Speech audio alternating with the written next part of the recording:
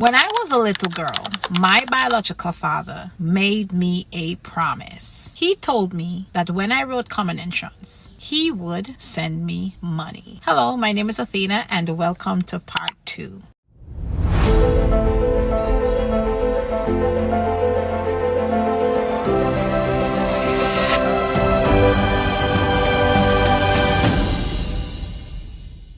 This money was to buy a bicycle. Now, listen, today, that might not sound like a big deal to any of you, but to little Athena, I already had that bicycle. In my mind, I had probably ridden that bicycle up and down the road 100 times, trying to do stunts in my mind. I could see myself on it, riding one hand, riding with both hands off, and I waited for common entrance because I just knew that I would pass, and I knew that a bicycle was promised to me. So I wrote common entrance and then I waited. No money, no bicycle. I waited some more, still nothing. And eventually I stopped waiting. Now, here's what I've realized as an adult. I don't think that little girl was really waiting for a bicycle. I don't think little Athena was waiting for a bicycle. She was waiting for her father to keep his word, because my biological father had 3 children in 1 year. The year 1977. 3 of us was born with 3 different mothers. I was one of those children. But children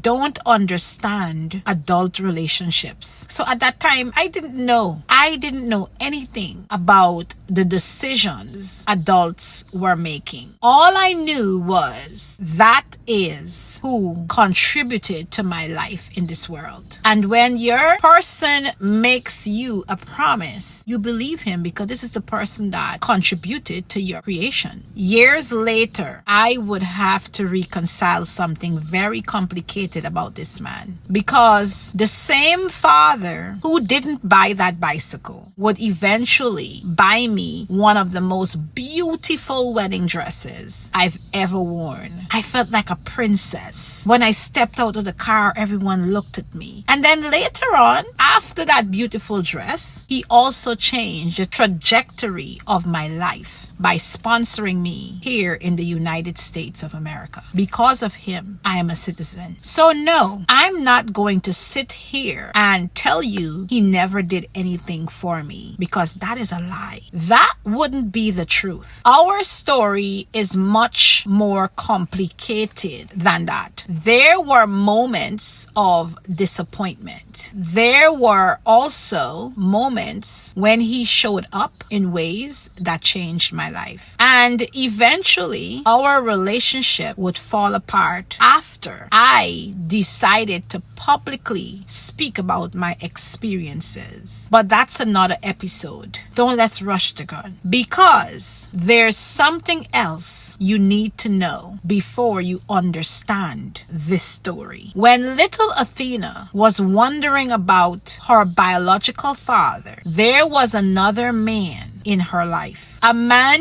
who taught her how to cook, how to love, how to show up. A man who taught her how to clean. A man who taught her never to depend on a man, but to always have your own income. And when she dreamed about becoming a business owner and owning her first business, he put his own money behind her dream. That man is who I call father. And many of you might say, well, that's your stepfather. He's my father. And if I'm going to tell you about the father I sometimes waited for, then in episode 3, I'm going to tell you about the father who was there, the father who loved me, and the father who still loves me and never give up on me. So if you want to hear episode 3, talk to me in the comment section.